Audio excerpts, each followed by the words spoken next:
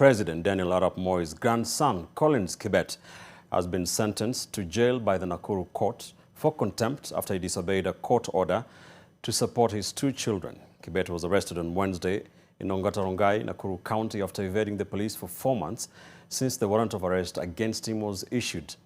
In the meantime, the so-called self-confessed Nakuru serial killer has pleaded not guilty to 4 charges of murder.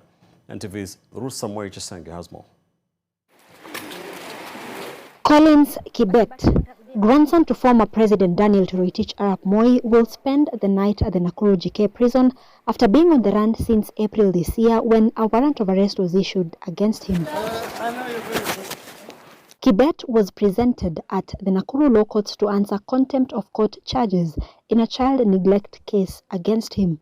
This is after Kibet's ex-wife, Gladys Jeruto Tagi, filed for contempt in January this year, accusing him of failing to provide maintenance for his children as was ordered by court in June 2022. There is nothing tangible that has been placed before this honorable court and or even orally submitted as to what the defendant has done in compliance with the judgment of the courts.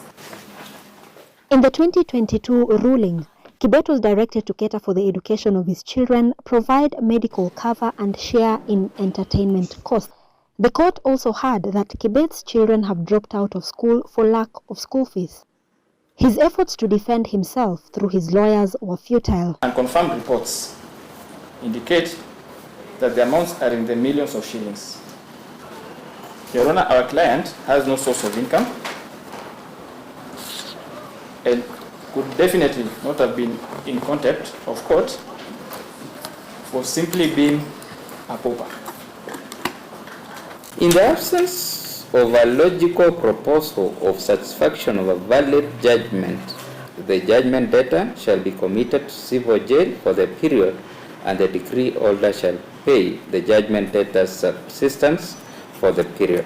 The court directed the counsel for Mr. Kibet's ex-wife, Jeruto, to tabulate all the sum outstanding and furnish them to Mr. Kibet's advocates within 3 days for payment.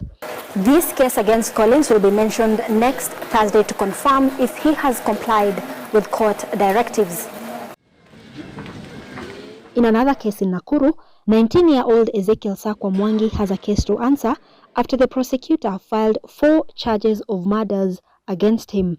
Appearing before Justice Heston Nyaga, the self-confessed serial killer pleaded not guilty to killing Alice Ayuma, Virginia Njeri Mwangi, Florence Mweni Mwalimu and Vela Mora Mogambi between July 13th and August 7th this year.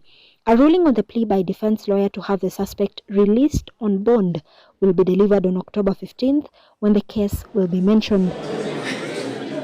Ruth Chesenge, NTV in Nakuru.